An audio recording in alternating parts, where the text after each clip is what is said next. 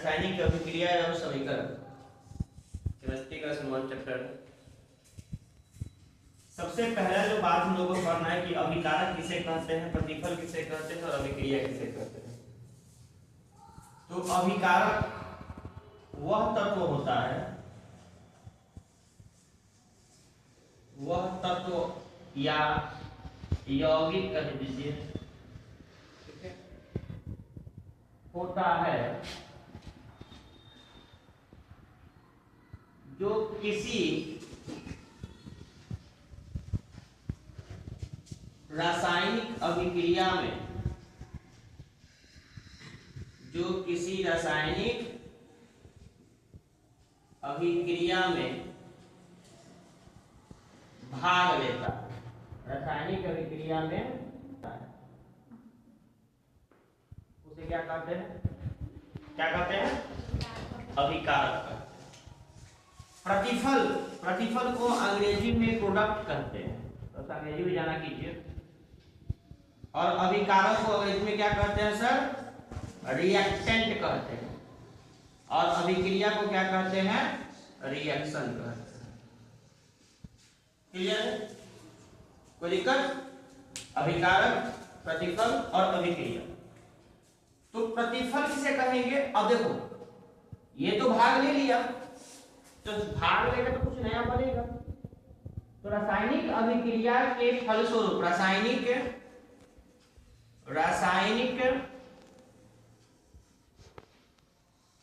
अभिक्रिया के फलस्वरूप,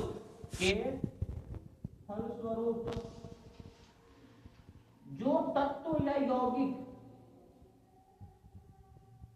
जो तत्व या फिर से यौगिक बनेगा, हो सकता है यौगिक बनता है, उसे क्या कहते हैं, क्या कहते हैं, प्रतिफल कहते हैं। बोला करो यार, तुम थोड़े हो। उसे क्या कहते हैं, प्रतिफल कहते हैं, उसे प्रतिफल कहते हैं। क्लियर है, बोलो। और रिएक्टेंट का भाग लेना, रिएक्टेंट का भाग लेना, रिएक्टेंट मतलब अभिकारक का भाग लेना और प्रतिफल का बनना, ये दोनों मिलके क्या होता है, अभिक्रिया होता है। ठीक है, क्या है, अभिकारक का भाग लेना,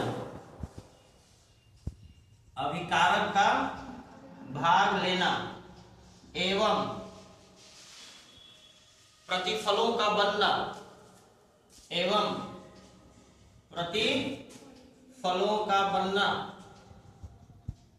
क्या कहलाता है, अभिक्रिया कहलाता है, अभिक्रिया कहलाता। तो मेरे साथ बोलिए, अभिक्रिया क्या है, अभिकारक का भाग लेना और प्रतिफल का बनना, ये दोनों क्रिया जो हुई उसे क्या कहेंगे, रासायनिक अभिक्रिया कहेंगे। क्या कहेंगे, रासायनिक अभिक्रिया कहेंगे, रासायनिक अभिक्रिया कहेंगे। अभिकारक किसे कहेंगे, तो जो तत्व या वह तत्व या यौगिक जो रासायनिक अभिक्रिया में भाग लेता हो, क्या करता हो, भाग लेता हो, उसे क्या कहते हैं, हम अभिकारक कहते हैं।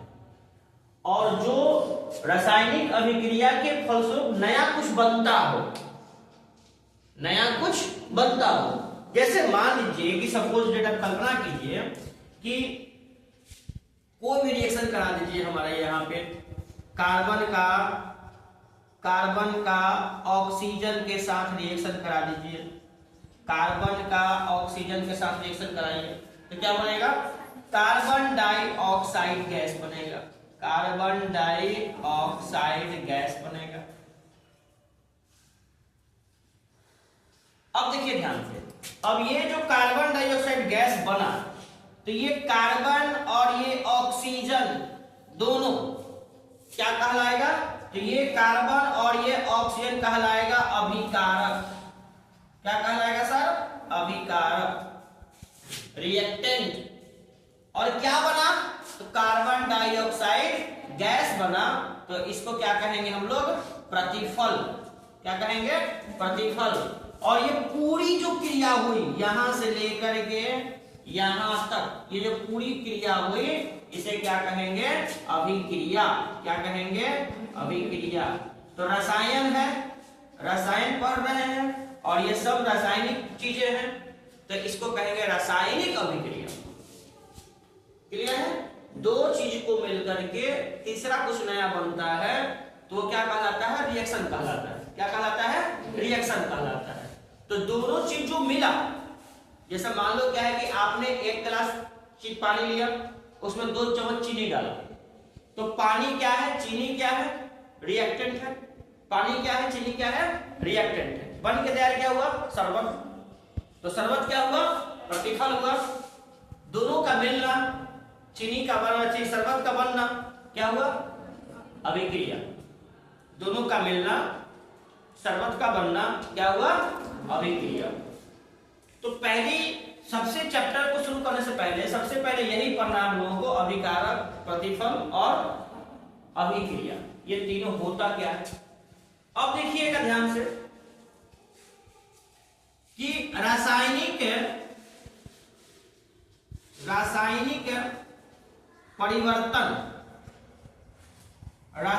परिवर्तन एवं भौतिक परिवर्तन क्या है? इंग्लिश में क्या कहेंगे इसे? Chemical change and physical change. इसको कहेंगे फिजिकल चेंज, इसको क्या कहेंगे सर?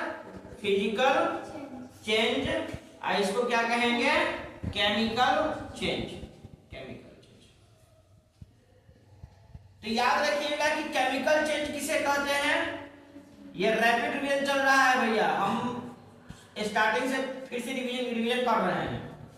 ये सब चैप्टर खत्म हो चुका है अप्रैल में ही, फरवरी मार्च में ही। तो रासायनिक परिवर्तन किसे कहते हैं? जिसमें नया सब्सटेंस बनता हो।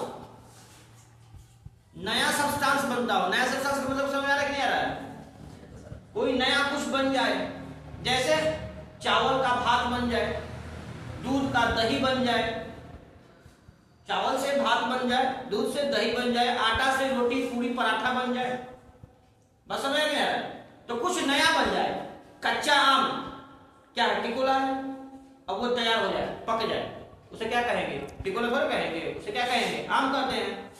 तो अब देखो, अब दूसरा इसमें क्या करना है कि दोबारा वो अपनी मूल अवस्था में वापस नहीं आती है। दूध से दही बन सकता है, कोई है जो दही से दूध बना दे? दूध से पनीर बन जाएगा, क्या पनीर से दूध बनेगा? कभी बनेगा? नहीं बनेगा। कागज का जलना कौन सा परिवर्तन? रासायनिक या भौतिक? लकड़ी का जलना कौन सा परिवर्तन? रासायनिक परिवर्तन। बच्चे का जवान होना, अब फिर जवान बच्चा होगा। जवान का बुढ़वा होना, हम बुढ़वा होंगे, तो क्या हम बुढ़वा होकर के फिर जवान हो जाएंगे? आधा बुढ़वा हो गए, है ना? तो क्या है कि ये जो परिवर्तन हुआ, वो क्या कहलाएगा? रासायनिक परिवर्तन। बात सबको समझ में आ रही है? दूसरा क्या है कि भौतिक परिवर्तन किसे कहते हैं? जो रिवर्सिबल हो। रिवर्सिबल का मतलब क्या होता है कि पुनः फिर से प्राप्त कर सकते हैं। जैसे पानी का बर्फ बनना, तो बर्फ का पानी बन सकता है? नहीं बनेगा? बन सकता है। सूर्य का निकलना, सूर्य का अस्त होना, सूर्य निकलेगा फिर अस्त होगा, फिर निकलेगा फिर अस्त होगा। दिन का रात होना, रात का दिन होना, ये परिवर्तन हुआ। नाखून का बढ़ना, काट देगा फिर बढ़ेगा, फिर काटेगा फिर बढ़ेगा। बाल का बढ़ना है कि नहीं? दाढ़ी बढ़ना, फिर काट देगा फिर बढ़ेगा। तो ये सब जो परिवर्तनें हो रही हैं वो सब क्या कहलाती है? भौतिक परिवर्तन। कोई दिक्कत? रासायनिक परिवर्तन, भौतिक परिवर्तन, कोई दिक्कत? कोई भी दिक्कत हो तो बताइए। रासायनिक परिवर्तन किसे कहते हैं?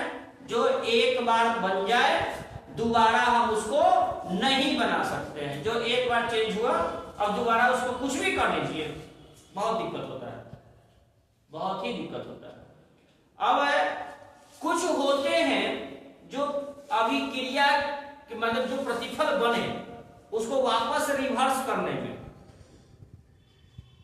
तो उसमें अलग अलग प्रोसेस पढ़ना है। पृथक्करण होता है, फिर से इवापोरेशन के माध्यम से अलग करते हैं। जैसे मान लो क्या है कि हम तुमको दिए शरबत बना के दिए, अब कहें कि हमको चीनी निकल कर लो, क्या करोगे? जैसे मान लो क्या है कि नमक कैसे बनता है? समुद्र के जल से। तो समुद्र के जल में कुछ किया जाता होगा, क्या किया जाता है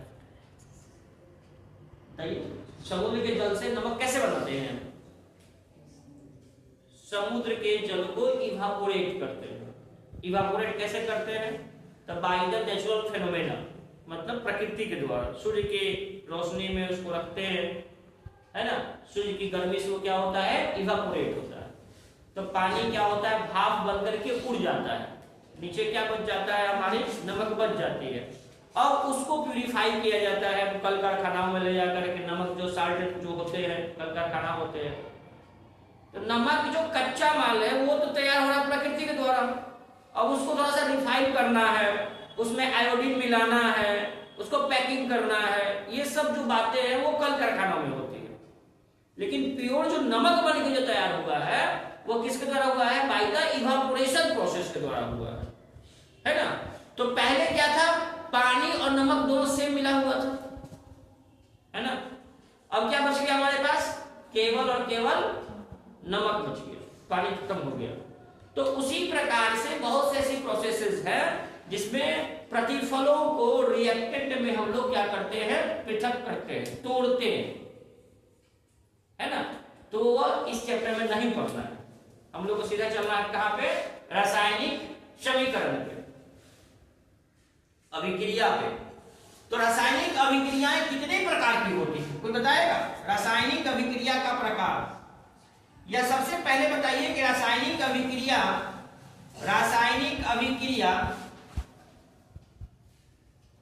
से आप क्या समझते हैं? रासायनिक अभिक्रिया से आप क्या समझते हैं? रासायनिक अभिक्रिया से आप क्या समझते हैं? रासायनिक अभिक्रिया से आप क्या समझते हैं? कोई भी खड़ा होकर बोले, जो खड़ा होकर बोलेगा कैमरा उधर घूमेगा, वो ही वायरल होगा मेरे जैसा।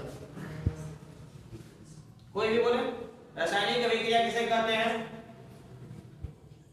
रासायनिक अभिक्रिया किसे कहते हैं?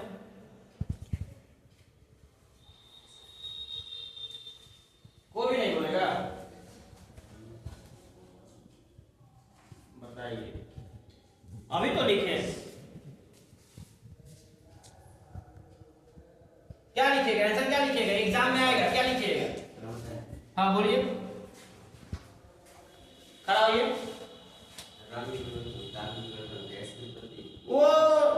वो नहीं है, वो आप रासायनिक अभिक्रिया के आप गुण बता रहे हैं, विशेषताएं बता रहे हैं। बैठिए। जब दो या दो से अधिक, जब दो या दो से अधिक, जब दो या दो से अधिक, यही तैयारी आपकी है ना। जब दो या दो से अधिक तत्व या यौगिक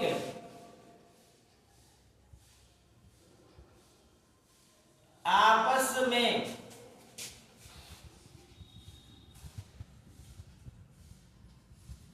संयोग करके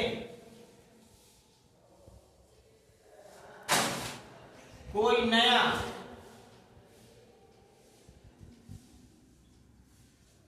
प्रतिफल बनाते हैं तो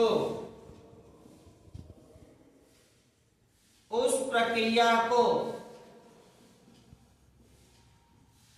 रासायनिक अभिक्रिया कहते हैं। उस प्रक्रिया को रासायनिक अभिक्रिया कहते हैं।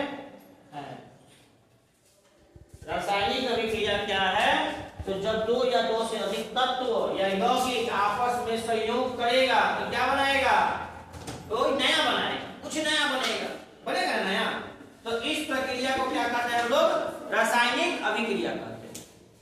अब रासायनिक अभिक्रिया के गुण क्या क्या है?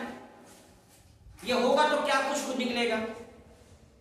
तो रासायनिक अभिक्रिया के गुण क्या होते हैं? पहला, गैस में उत्पत्ति होगा, इवोल्यूशन ऑफ गैसेस होगा, कुछ ना कुछ गैसेस निकलेगा। जैसे गैसेस निकलने की क्या प्रक्रिया है?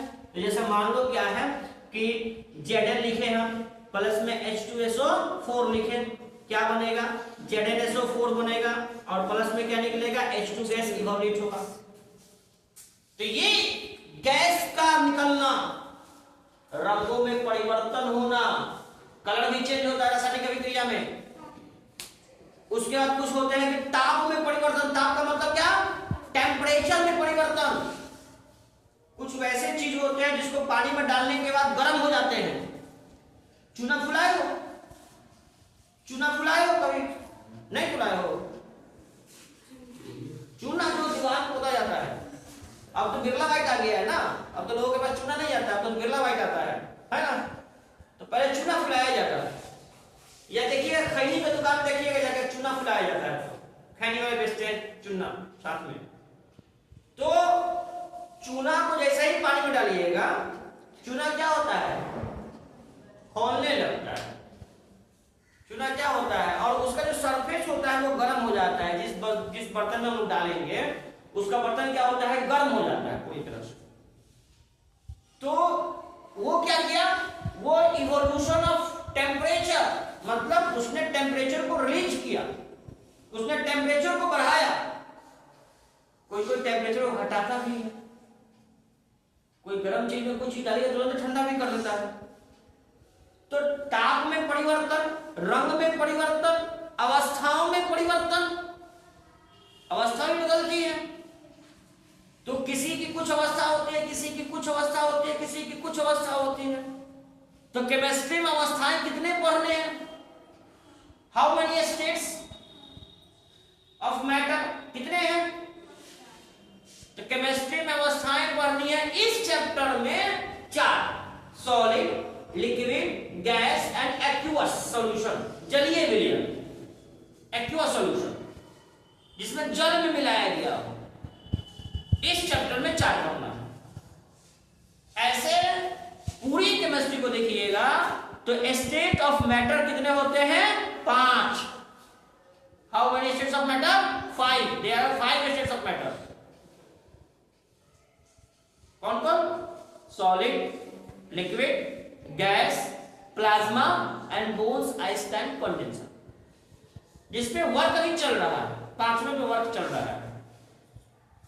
तो वो अलग मैटर है, हम लोग अभी यहां पे हैं। तो इसको ही फटाक से कॉपी में उतार लेंगे हम लोग, और उसके बाद हम लोग आगे की प्रक्रियाओं को पढ़ेंगे। हम लोग रासायनिक अभिक्रिया को समझ लिए, एक बार रिवीजन करेंगे हम लोग। रासायनिक अभिक्रिया कैसे करते हैं, जब 2 या 2 से अधिक तत्व या यौगिक आपस में भाग लेता है, संयोग करते हैं, और संयोग करके कोई तीसरा बनाते हैं, तो उसे क्या कहते हैं हम लोग, रासायनिक अभिक्रिया कहते हैं। पूरे प्रक्रिया को क्या कहते हैं, रासायनिक अभिक्रिया कहते हैं। रासायनिक अभिक्रिया के पहले क्या पढ़ना हम लोगों को, अभिकारक, प्रतिफल, अभिक्रिया। अभिकारक क्या होता है, जो भाग लेता है, अभिकारक जो भाग लेता है, अभिकारक जो बनता है, प्रतिफल, और पूरे प्रक्रिया को क्या कहा हम लोगों ने, अभिक्रिया।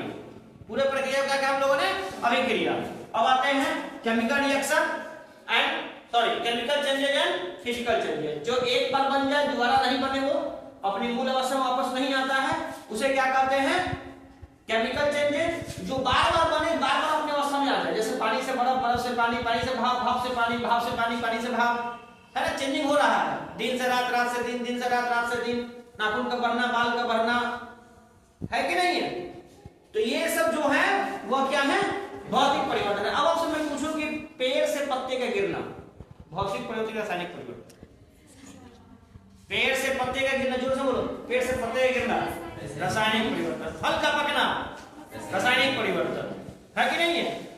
तो ये भी कंप्लीट हो गया हम लोग का, ये भी कंप्लीट हो गया। अब आते हैं रासायनिक परिवर्तन। रासायनिक अभिक्रिया में जो होती है उसका विशेषता क्या क्या है, तो मैंने बताया विशेषता क्या क्या है, ताप में परिवर्तन, अवस्था में परिवर्तन, उसके बाद रंग में परिवर्तन, गैस का उत्पत्ति। ये 4 याद करके जाएंगे, एग्जाम चकाचक निकलेगा, कोई दिक्कत नहीं है। क्लियर है? और छेद का बनना वो अलग मैटर है, बहुत सी चीजें हैं, ज्यादा याद नहीं करना हम लोग को। एग्जाम में अच्छे नंबर लाने के लिए 4 लिख देंगे, बहुत ज्यादा हो जाएगा। यदि क्वेश्चन आएगा तो इसे क्वेश्चन पूछता नहीं है, जानता है बच्चा सब रख ले होगा, आपसे ज्यादा तेज वहां बैठा हुआ है, ठीक है, घुमा के क्वेश्चन पूछेगा। अब आते हैं रासायनिक समीकरण किसे कहेंगे, रासायनिक समीकरण किसे कहेंगे। तो रासायनिक समीकरण ध्यान दीजिएगा, यहाँ पे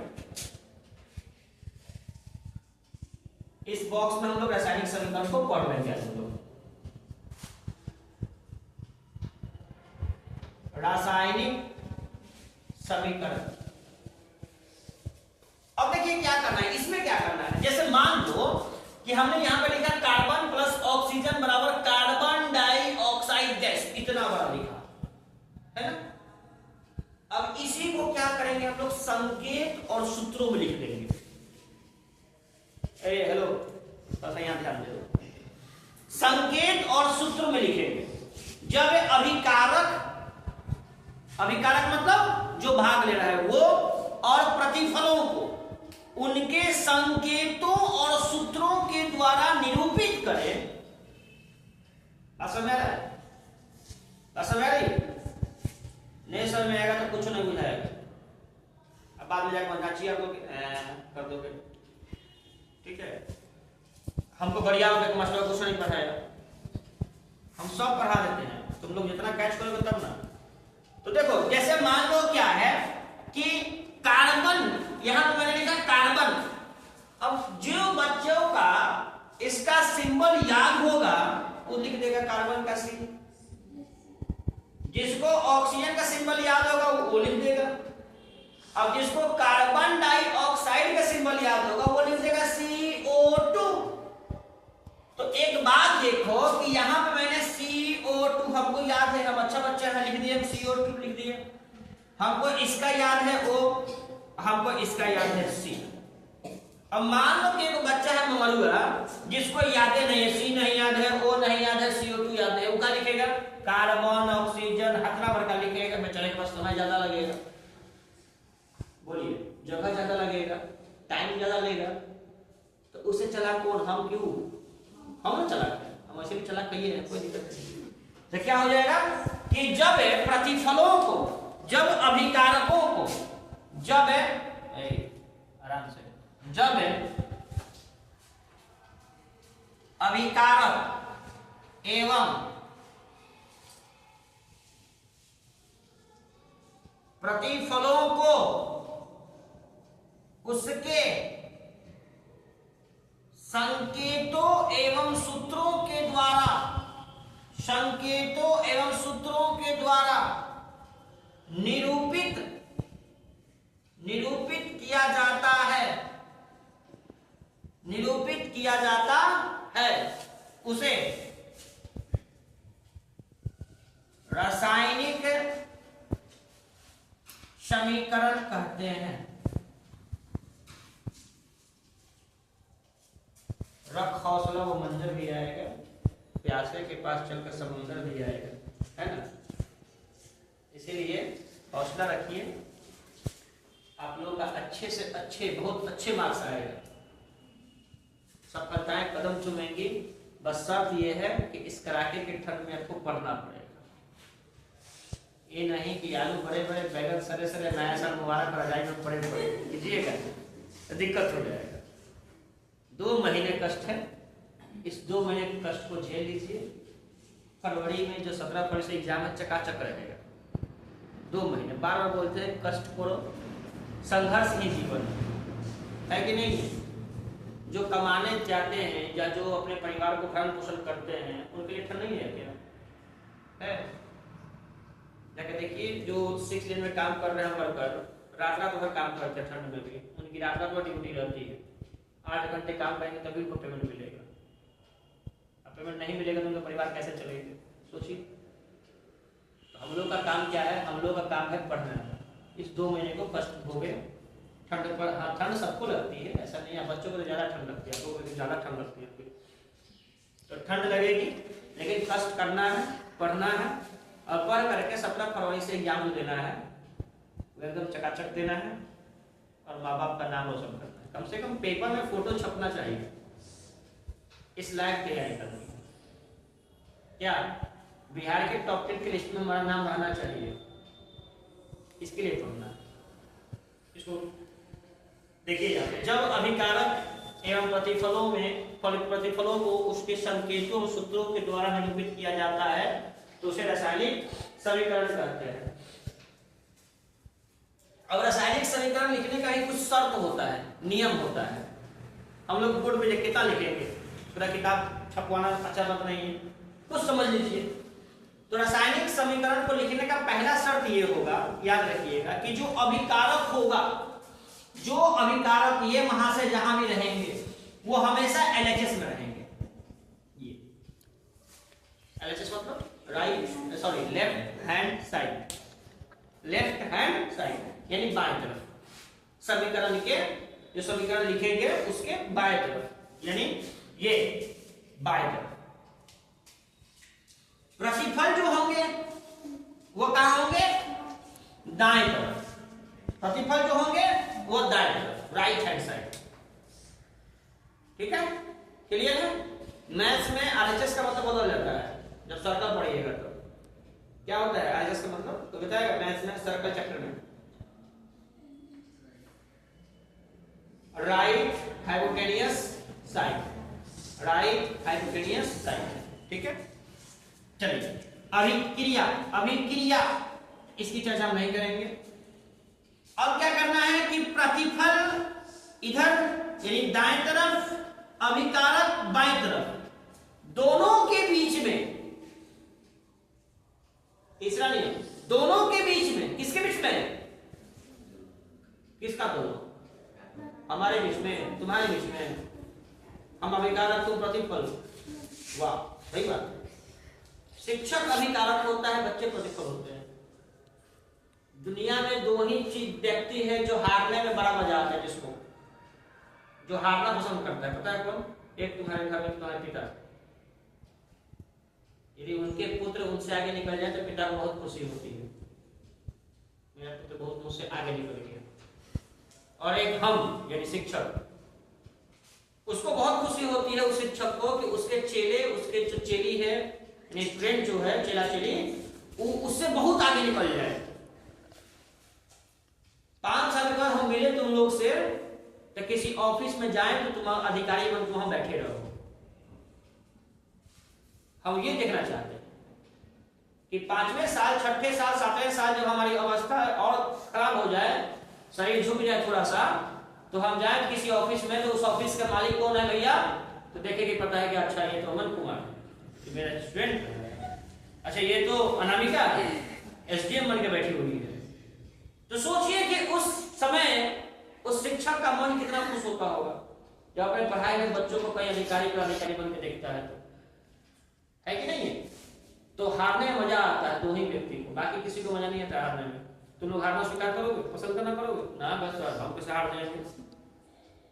लेकिन हम हारना चाहते हैं कि तुम हमको हरा दो। कैसे हरा दो? अच्छे नंबर ला कर। मेरा 75% मैट्रिक में आया हुआ है, तुम 85% लेके आ जाओ, तब ना देखे। लाओ 85%, 90%, 95%, देखो कितना खुश हो जाएंगे, खुशी से नाचने लगेंगे हम। जैसे पिछले बार नाचे थे क्लास में, 100 में 100 लाया मेरा बच्चा, तो लाया साइंस में। तो उसी प्रकार से तुम लोग मैट्रिक के एग्जाम में 95% लाओ, बिहार टॉपर बनो। तो ये एरो लगाएंगे किसके किसके बीच में, प्रतिफलों के बीच में एंड प्रोडक्ट। एंड हो गया। अरे भैया प्रतिफल को ही प्रोडक्ट कहते हैं, कुछ भी ये वर्ड को पकड़ो, मास्टर कुछ बोल देगा, हाँ सर गाय, CO W काउ, काउ मतलब भैंस, हाँ सर भैंस। CAT कैट का मतलब कुकुर, हाँ सर कुकुर होता है। You are always right, master is master. नहीं, कभी कहीं बच्चों का चेकिंग होता है। प्रतिफल को अंग्रेजी में लिखा हुआ है यहाँ पे गधा घोड़ा सब प्रोडक्ट। हमने क्या बोला कि प्रतिफलों और प्रोडक्टों के बीच में एरो लगाते हैं, नहीं, प्रतिफल और अभिकारकों के बीच में क्या लगाते हैं, एरो लगाते हैं। बराबर का सिंबल नहीं देंगे, बराबर का सिंबल नहीं देंगे। कोई बच्चा बताएगा कि बराबर क्यों नहीं देंगे सर? कोई भी बता सकता है क्या? यानी कोई भी स्टूडेंट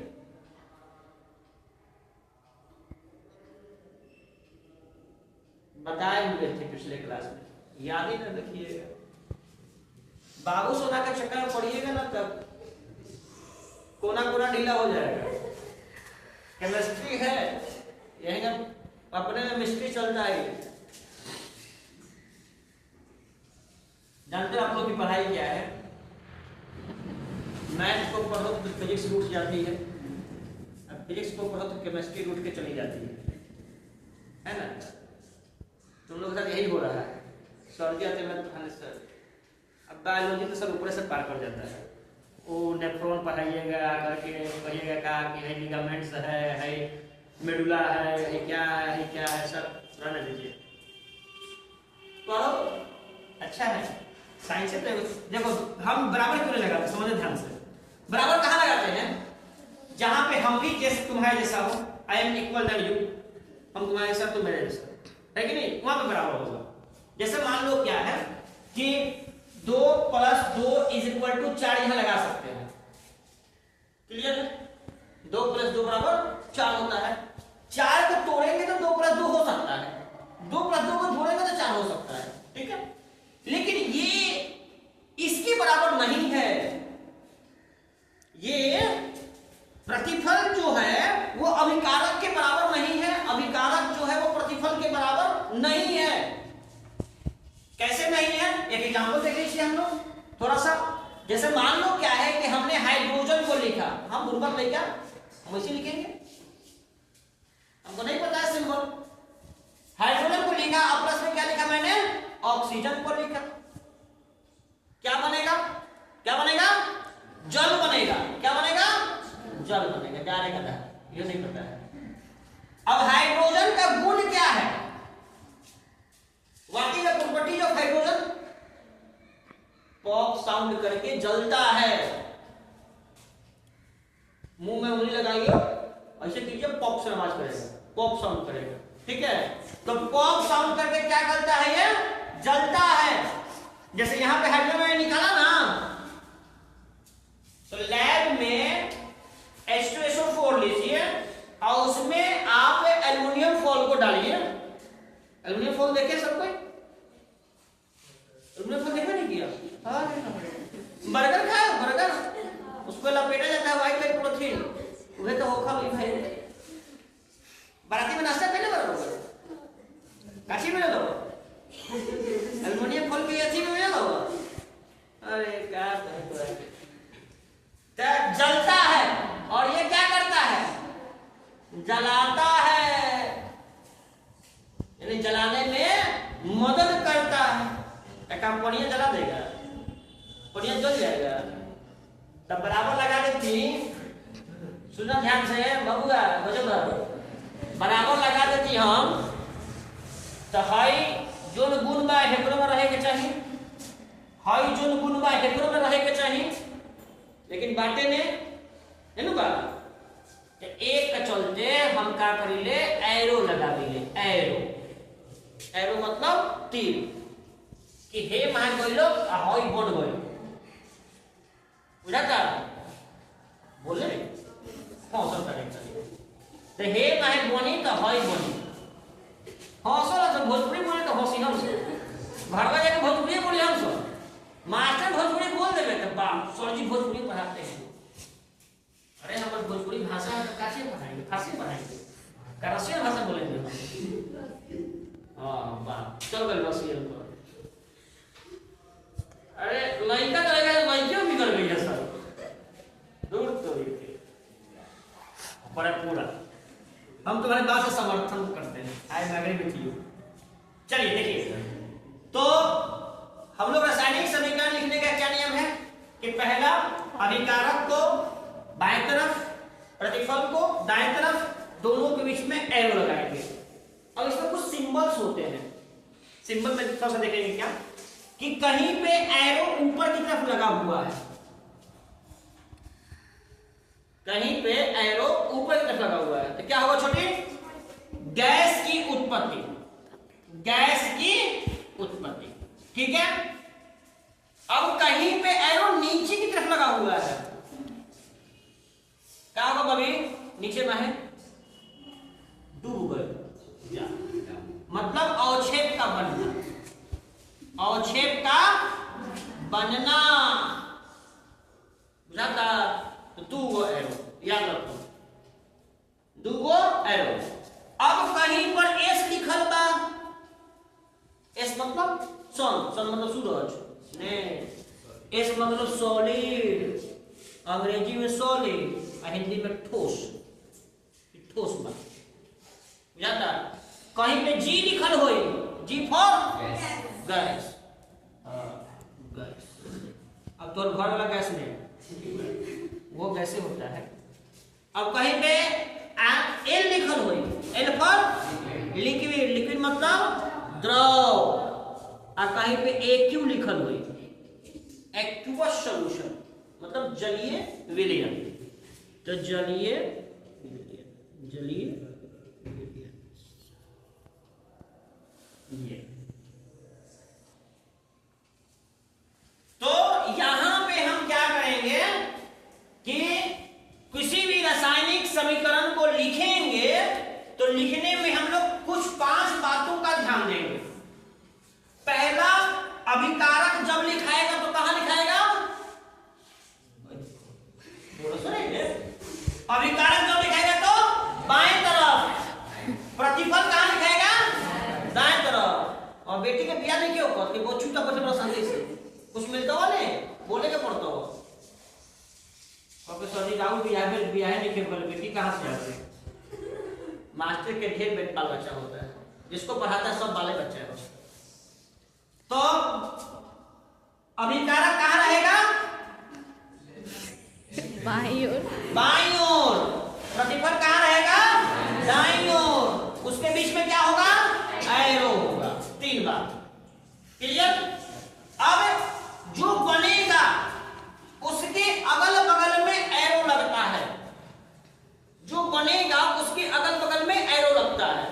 तो जैसे यहां पे देखिए, यहां पे मैंने ऊपर की तरफ एरो लगाया है, मतलब क्या हो रहा है कि हाइड्रोजन गैस की उत्पत्ति हो रही है। हाइड्रोजन गैस की क्या हो रही है? उत्पत्ति हो रही है। तो ये एरो बता देगा, बस में होता। अब कौन लड़का चाहे लड़की या हे मैं घुमा देंगे, मास्टर पलट जाएगा भाई ये कहां से बोले केमिस्ट्री यार। खूब बढ़िया से लड़की के तैयार कीजिए, लिपस्टिक हुआ कलूर में आंखों में लगा, आंखों जरवा कलूर में लगा। केमिस्ट्री खूब जान रहे हैं, खूब बढ़िया से केमिस्ट्री आ रहा है आपको। 80 मॉलवे याद रहेंगे कि एरो ऊपर में जाएगा क्या होगी, उसको नीचे में झुकाएंगे तो क्या होगा? S4 का होगा, G4 का होगा, है कि नहीं है? सारी बातों को ध्यान में रख करके हम क्या करेंगे सर? रासायनिक समीकरण को लिखेंगे, रासायनिक समीकरण को लिखेंगे। इसको उतारिए।